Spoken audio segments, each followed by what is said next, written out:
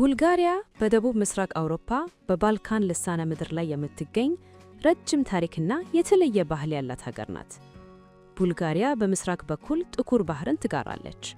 በሰሜን ከሮማኒያ፣ በምዕራብ ከሰርቢያና ሰሜን መቄዶንያ፣ በደቡብ ደግሞ ከግሪክና ቱርክ ጋር ትተዋሰናለች። ዋና ከተማዋ ሶፊያ ከአውሮፓ ጥንታዊ ከተሞች አንዷ ናት። ሀገሪቱ በተራራማ አካባቢዎቿና ውብ በሆኑ የጥቁር ባህር ዳርቻዎቿ ትታወቃለች። ቡልጋሪያ በአውሮፓ ውስጥ ካሉ ጥንታዊ መንግስታት አንዷ ናት። የቂሮሎስ ፊደላት መገኛም እንደሆነች ይነገርላታል። ይህ ፊደል ዛሬ በሩሲያ፣ ዩክሬን እና ሌሎች የባልካን ሀገራት በስፋት ጥቅም ላይ ይውላል። አብዛኛው ሕዝብ የኦርቶዶክስ ክርስትና ተከታይ ሲሆን ጥንታዊ ገዳማት የሀገሪቱ ኩራት ናቸው።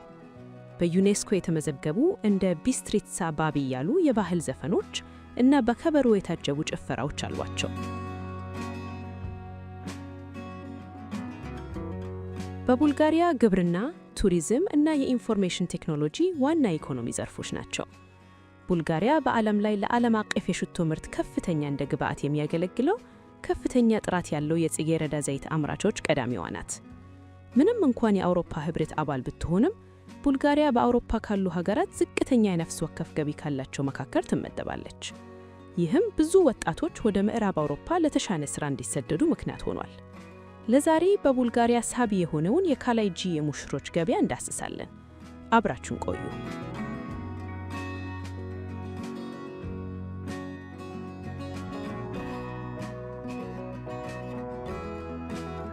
በቡልጋሪያ ስታራ ዛጎራ ከተማ የሚገኝ ሰፊ ሜዳ በመቶዎች የሚቆጠሩ መኪኖች ተደርድረዋል። እዚህ ቡልጋሪያ ውስጥ በየዓመቱ 4 ጊዜ ዓለም ካየቻቸው እጅግ አስገራሚ ባህሎች አንዱ ይከናወናል። ይህ የካላይድጂ ሙሽሮች ገበያ ነው። ይህ ገበያ አይደለም፣ የጥንታዊ ወግ፣ የቤተሰብ ክብር እና የገንዘብ ድርድር መገናኛ ነው። ስማቸው ካላይ ከሚለው ቱርክ ቃል የመጣ ሲሆን ትርጉሙም ነሐስ ቀላጮች ማለት ነው።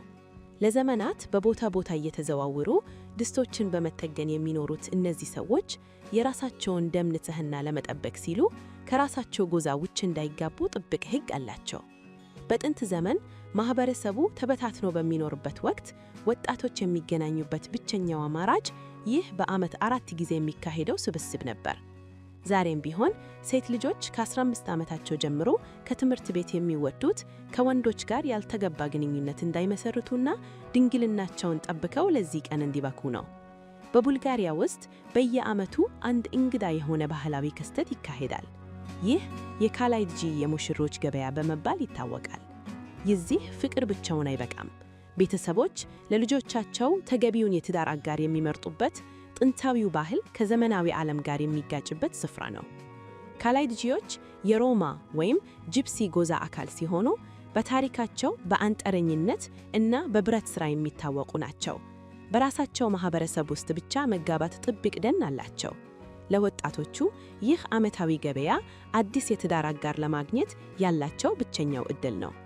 በቡልጋሪያ መካከለኛ አካባቢ የምትገኝ ስታራ ዛጎራ በዓመት 1 ጊዜ በአውሮፓ እምብርት ውስጥ የሚገኝ ሳይሆን በመካከለኛ ዘመን የሚመስል ትዕይንት ታስተናግዳለች። በሺዎች የሚቆጠሩ የሮማ ማህበረሰብ አባላት በሜዳ ላይ ይሰበሰባሉ። ወጣት ሴቶች ደማቅ ልብሶችን ለብሰዋል።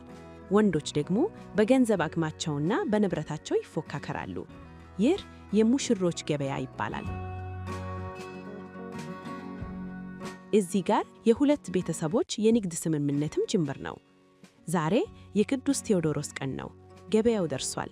ወላጆች ልጆቻቸውን ለገበያ ያቀርባሉ። ወጣት ወንዶች ደግሞ የሚስማማቸውን ሙሽራ ፍለጋ ይዞራሉ። እዚህ ድርድር አለ። የሙሽራዋ ውበት ዋጋዋን ይወስናል። አንዳንዴ ይህ ለኛ ባህላችን ነው፣ አባቴ እኔን የሚረዳኝ ባል እንዲመርጥልኝ እፈልጋለሁ ካለች በእርግጥም በሮማ የሙሽሮች ገበያ ውስጥ መሆኑንና እንዳይጠራጠሩ ነው። እዚህ ቦታ ድንግልና ወይም ክብረ ንጽህና ለጨረታ ይቀርባል። አንድ ወንድ ለሙሽራው ቤተሰብ የሚከፍለው ዋጋ ከጥቂት ሺህ እስከ $10,000 ሊደርስ ይችላል። ይህ ለድሆች ቤተሰቦች ትልቅ ገቢ ቢሆንም ብዙ የሰብአዊ መብት ተሟጋቾች ግን ድርጊቱን ይተቹታል። ለካላይድጂ ቤተሰቦች ሴት ልጆች ከቤት ውጭ ማውጣትና ከሌላ ጎዛ ጋር መቀላቀል እንደ ውርደት ይቆጠራል። በመሆኑም ይህ ዓመታዊ ገበያ ወጣቶቹ የሚገናኙበት የሚፈቀደው ወላጆች ልጆቻቸው ከራሳቸው ደም ሳይወጡ እንዲጋቡ ለማድረግ ይህን መድረክ ይጠቀማሉ። ከገበያው ቀን ጥቂት ሳምንታት በፊት በቤቶች ውስጥ ከፍተኛ ዝግጅት ይደረጋል። ድሆች የሆኑ ቤተሰቦች ሳይቀሩ ለልጆቻቸው ውድ ልብሶችና ጌጣጌጦችን ይገዛሉ። ለወጣቶቹ ልጃገረዶች ይህ ቀን የነፃነት ቀን ይመስላቸዋል። ምክንያቱም ሌላው የዓመቱ ክፍል የሚያልፈው በቤት ውስጥ ጥብቅ ቁጥጥር ስር ሆኖ ነው። ገበያው ቀን ልጃገረዶቹ በመኪኖች ላይ ቆመው ይጨፍራሉ። ወንዶች ደግሞ በመካከላቸው እየተዘዋወሩ የሚስማማቸውን ይመርጣሉ። ንግግሩ በቀልድና በፍግግት ይጀምራል። ነገር ግን ብዙም ሳይቆይ ወደ ከረረ የገንዘብ ድርድር ይቀየራል።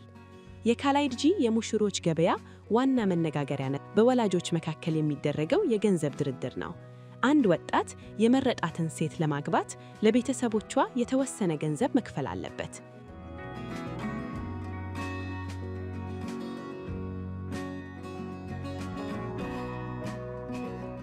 ድርድሩ የሚጀምረው በአይን ጥቅሽና በቀላል ጭፈራ ነው። ነገር ግን ልቡ የተሰረቀው ወጣት አባቱ ወደ ልጃገረዷ አባት መቅረብ አለበት። እዚህ ነው ገበያው የእውነተኛ ፊት የሚታየው። ንግግሩ ስለ ፍቅር ሳይሆን ስለ ጥቁር ገንዘብ ወይም ስለ ሙሽራዋ ዋጋ ነው። እንደ ልጃገረዷ ውበትና እንደ ቤተሰቧ ዝና ዋጋው ከጥቂት ሺህ ዶላሮች እስከ $10,000 ሊደርስ ይችላል። ይህ ገንዘብ ለካላይድጂዎች ሰውን መሸጥ አይደለም፣ ልጃቸውን አሳድገው ለሰጡት ወላጆች የሚከበረው ካሳ ነው።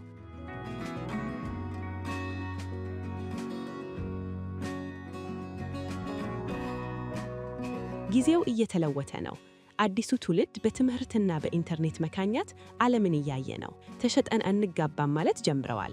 የካላይድጂ ባህል ዛሬ ላይ እኔ ራሴን እንደ ዕቃ እንዲቆጠር አልፈልግም፣ ነገር ግን ወላጆቼን ማሳዘን አልችልም የሚሉ ወጣቶች ቁጥር እየጨመረ ነው። ወላጆች ደግሞ ይህ ባህላችን ነው፣ ልጆቻችንን ካልተቆጣጠርናቸው ማንነታቸውን ያጣሉ ይላሉ። የቡልጋሪያው የሙሽሮች ገበያ ከሽያጭ በላይ ነው። የማንነት፣ የህልውና፣ የጥንታዊ ባህል መገለጫ ነው። ነገር ግን ጥያቄው የሚከተለው ይህ ነው። ይህ ባህል እስከ መቼ ይቀጥላል? ወይንስ የወጣቶቹ የነፃነት ፍላጎት ገበያውን ታሪክ ያደርገዋል? የካላይድጂ የሙሽሮች ገበያ በትክክል መቼ እንደጀመረ የሚገልጽ የጽሑፍ ሰነድ ባይኖርም የማህበረሰቡ ሽማግሌዎች የሚናገሩት ከሆነ ባህሉ ለብዙ መቶ ክፍለ ዘመናት ወደ ኋላ የሚሄድ ረጅም ታሪክ አለው። ይህ ባህል የካላይድጂ ማህበረሰብ ከዘማድነት ወደ ተቀማጭ ሕይወት ከመቀየሩ በፊት ነው። ድሮ ማህበረሰቡ ከቦታ ቦታ እየተዘዋወረ የነሐስ ሥራዎችን በሚሰራበት ወቅት ቤተሰቦች ተበታትነው በሚኖሩበት ወቅት ነበር። ስለዚህ በየዓመቱ በተወሰነ ወቅት ላይ ተሰብስበው ልጆቻቸውን የሚያስተዋውቁበት መድረክ ፈጠሩ።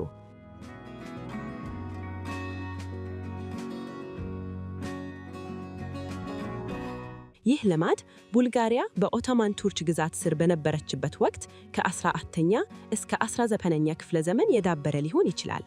በዚያ ዘመን የሮማ ማህበረሰቦች የራሳቸውን ባህል ለመጠበቅ ሲሉ በራሳቸው ጎዛ ውስጥ ብቻ መጋባት ልማድ አላቸው።